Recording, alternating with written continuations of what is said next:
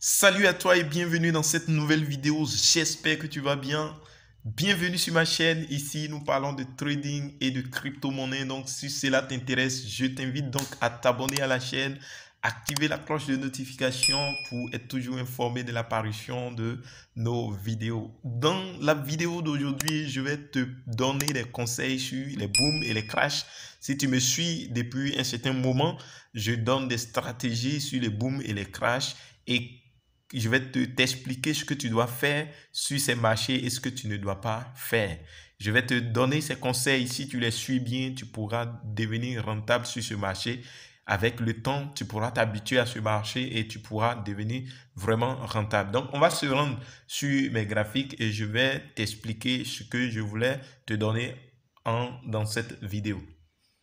Donc, on va se rendre sur le boom 1000 pour que je t'explique rapidement. Nos indicateurs ne font pas partie de ce que nous allons dire aujourd'hui, donc on va les répéter et je vais vous montrer ce que je voulais.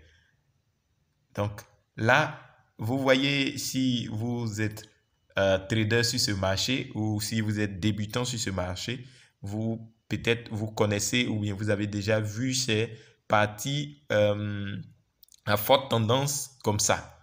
Vous voyez, ici, on les appelle des spikes.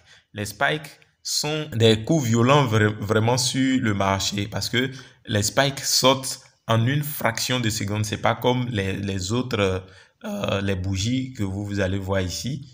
Vous voyez, ceux-là sont en petits carreaux. Les rouges ici sont en petits carreaux et évoluent lentement. Évoluent très lentement parce que ici, une bougie égale à 1 minute. Donc, vous voyez que ça évolue très lentement. Alors que les spikes ne sont pas comme les petits carreaux. Les spikes, ils sortent en une fraction de seconde. Donc, vous voyez que ici, c'est sorti. Après, ça est sorti. Ça, c'est sorti. Et ça. Donc, vous voyez qu'il y a une succession de spikes ici. Maintenant, ce pourquoi je suis en train de vous présenter ces différentes bougies sur par exemple le boom ici, est que au niveau des spikes, les spikes ne respectent pas de stop loss. Donc, ces spikes qui vont dans ce sens-là ne vont pas respecter votre stop loss. C'est-à-dire, si vous avez mis votre stop loss ici et que le spike sort et qu'il dépasse votre stop loss, le marché va vous facturer jusqu'à ce que le spike s'arrête. Donc, si par exemple c'est ce spike là qui vous avait pris, ce spike qui a débuté ici, qui s'est terminé ici. Donc, si vous avez même votre stop loss quelque part ici, ça ne va pas stopper le marché. Vous n'allez pas sortir du marché, mais vous allez sortir du marché. Le marché va vous faire sortir ici parce que c'est là que le spike s'est arrêté. Donc, si vous avez placé un stop loss pour perdre par exemple 10 $, vous allez, à votre grande surprise, vous allez voir que vous allez perdre plus de 10 $. Vous allez perdre plus de 10 $ parce que le spike a dépassé votre stop loss. Donc, les spikes ne respectent pas les stop loss. Ça, il faut le retenir. Alors que les petits carreaux qui sont ici respectent les stop loss. Vous voyez? Donc, si vous tradez contre les spikes, vous risquez de cramer votre compte. Par exemple, on prend une personne qui tradait par exemple cette partie,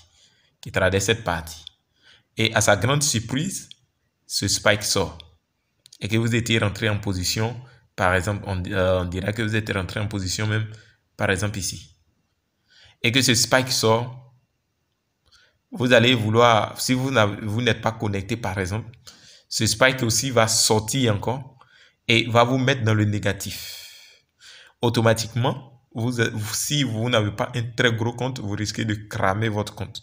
Avec seuls les 3 spikes qui sont sortis, vous pouvez cramer votre compte. Donc, le conseil que je vous donne, si vous tradez en scalping, c'est-à-dire en M1, vous devez trader uniquement des spikes. Et c'est pourquoi sur cette chaîne, je vous donne des astuces, des stratégies vraiment que j'utilise moi-même au quotidien pour pouvoir trader les spikes. Je vous donne ces stratégies-là pour que vous puissiez aussi trader les spikes et ne pas trader contre les contre les spikes. Si vous tradez contre les spikes, vous risquez votre capital parce que les spikes sortent en fraction de seconde. Donc, si vous tradez contre les spikes, vous risquez de cramer votre compte. Parce que quand le spike sort, il ne va pas vous attendre. Vous voyez? Donc, vous devez trader uniquement les spikes. C'est-à-dire, sur le boom, vous ne faites que acheter si vous êtes en M1. Vous ne faites que acheter. Vous cherchez des signaux d'achat et non des signaux de vente sur le boom. Donc, on va prendre le crash 1000 par exemple. On va prendre le crash 1000 et on va voir également sur le crash 1000. Donc, sur le crash, vous allez chercher des signaux de vente. Vous voyez, vous cherchez des signaux de vente et vous tradez seulement les spikes.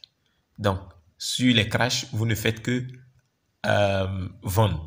Là, vous avez plus de probabilité de gagner parce que si le marché même se retourne contre vous, vous avez pris une position et que le marché se retourne contre vous, ça se retourne contre vous lentement. Vous voyez, lentement. Donc, vous aurez tout le temps de couper et vous avez aussi le temps de placer des stop loss.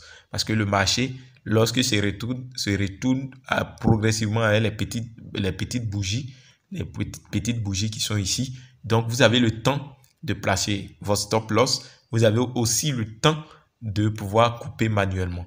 Donc là, votre compte n'est pas trop exposé. Donc, le conseil que je vous donne dans cette vidéo, c'est de développer des stratégies qui vont vous permettre de trader uniquement des spikes. Si vous êtes nouveau sur ce marché, voici le conseil que je vais vous donner. Si vous êtes déjà même ancien sur ce marché, parce qu'il y a des gens qui ont cramé leur compte ici. Moi-même, à mes débuts, j'ai cramé un compte de 150 $ parce que je ne savais pas que les spikes, on ne pouvait pas mettre de stop loss. Je n'ai pas fait de recherche et je n'ai pas véritablement cherché à me former.